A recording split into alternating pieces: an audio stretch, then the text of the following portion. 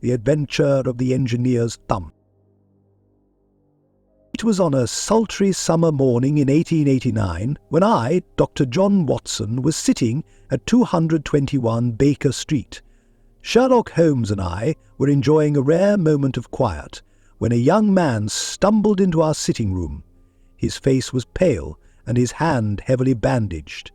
The sight of his distress was enough to rouse Holmes from his habitual lethargy.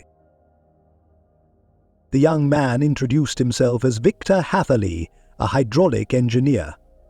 He appeared shaken, but Holmes calmly invited him to sit and recount his story while I tended to his wound. What followed was one of the most peculiar tales I had ever heard. Hatherley explained that he had recently started his practice in London. Business was slow, and he had been eager for work when an unusual opportunity presented itself. A man named Colonel Lysander Stark had visited him, offering a generous sum of £50 for a single night's work.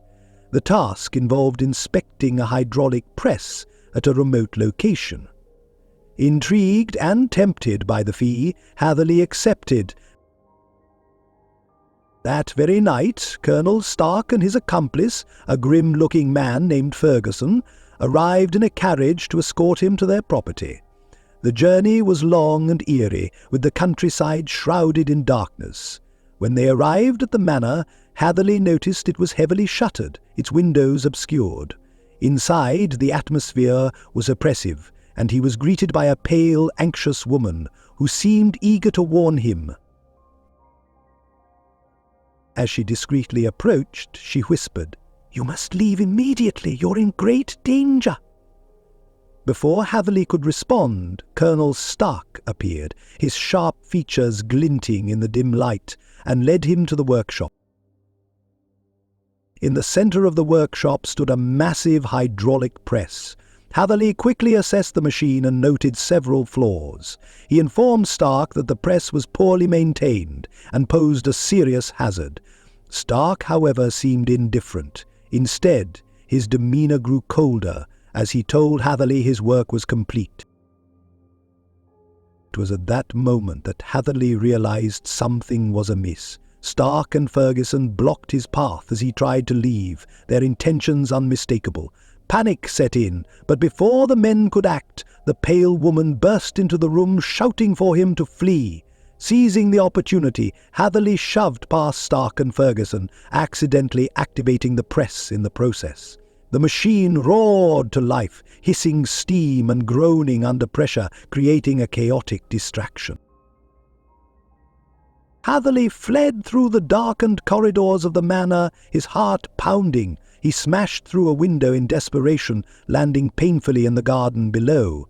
His hand had been severely injured during the escape, and he later discovered that his thumb had been severed. Bleeding and disoriented, he ran through the woods until he found help. When Hatherley concluded his story, Holmes was deep in thought, carefully considering every detail.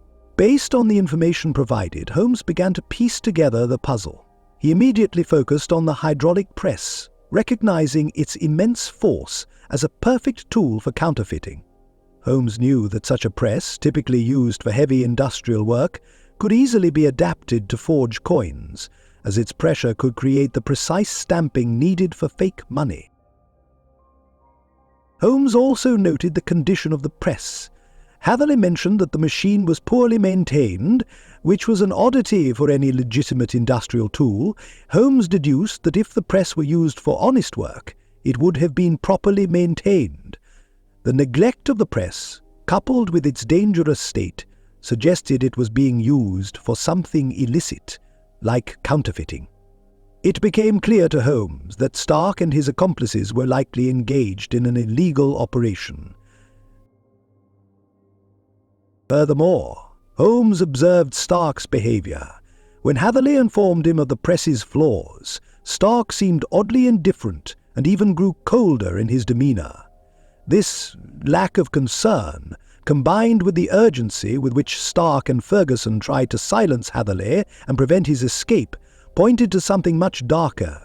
Holmes knew from experience that criminals often act this way when they fear their secret has been discovered. With all these pieces of the puzzle in place, Holmes deduced that Colonel Stark and his accomplices were using the hydraulic press to forge coins.